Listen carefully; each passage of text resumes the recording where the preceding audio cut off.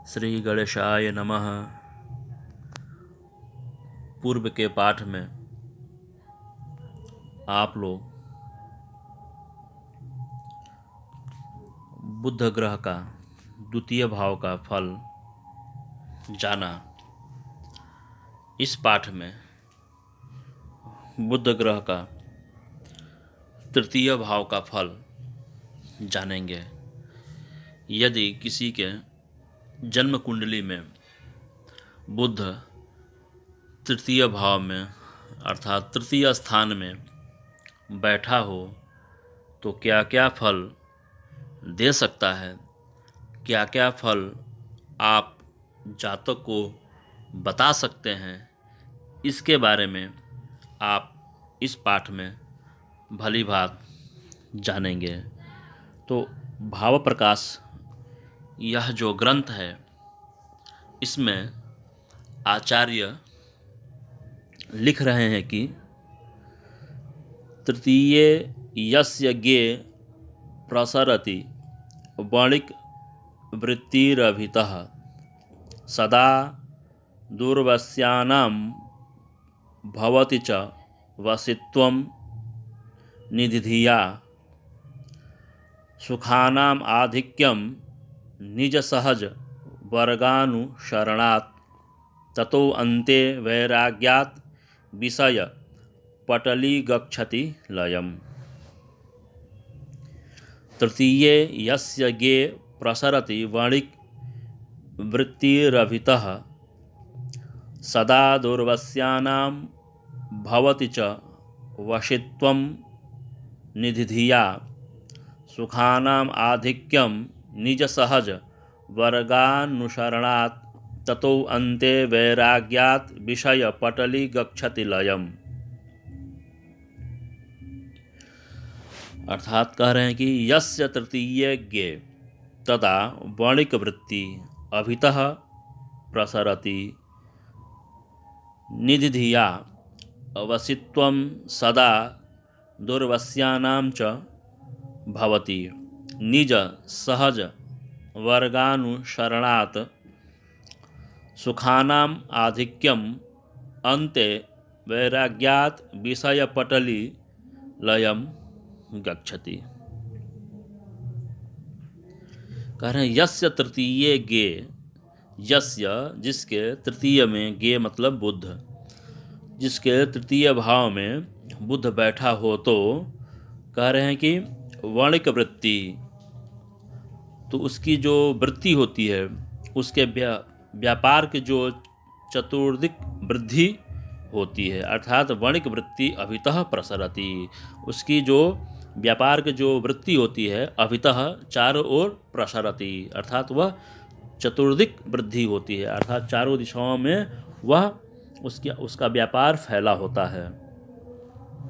अगर निधिधिया वशित्वम सदा दूरवस्यानां च भवति, वह निधिधिया, वह धन लोलुपता से दुष्ट बुद्धियों के वश में रहता है, क्योंकि निधिधिया वसित्वम सदा दूरवस्यानां च भवति, वह धन के लिए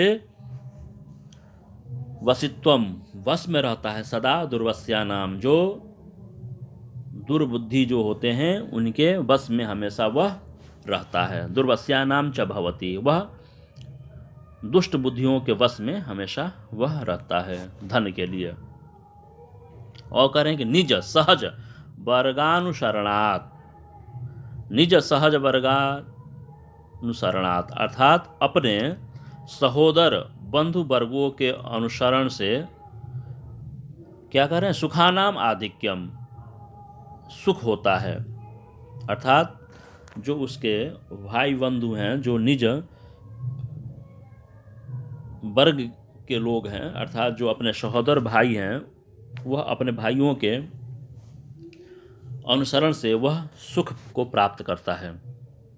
और कह रहे हैं कि अन्ते वैराग्यात् विषय पटली लयम गच्छति, और अंत में अर्थात वृद्धावस्था में वैराग्य के कारण उसकी विषय वासनाएं लुप्त हो जाती हैं।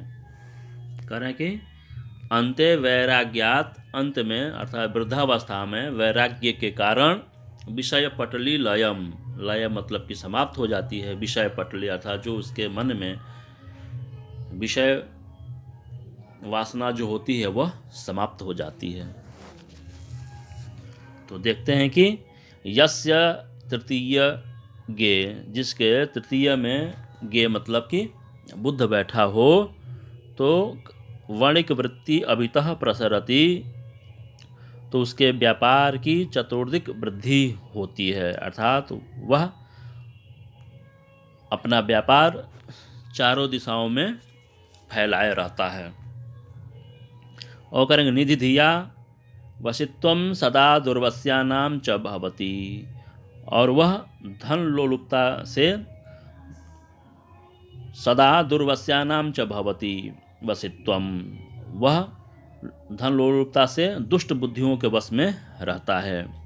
और कह रहे निज सहज वर्गानुसरणात्, वह अपने सहोदर भाई बंधुओं के अनुसरण से सुख को प्राप्त करता है, अर्थात वह सुखी रहता है। अपने भाई बंधुओं के अनुसरण से वह सुखी होता है। और अंते वैराग्यात विषय पटली लयम गच्छति, और अंत में अर्थात वृद्धावस्था में वैराग्य के कारण उसके जो विषय वासनाएं जो होती हैं वह लुप्त हो जाती हैं।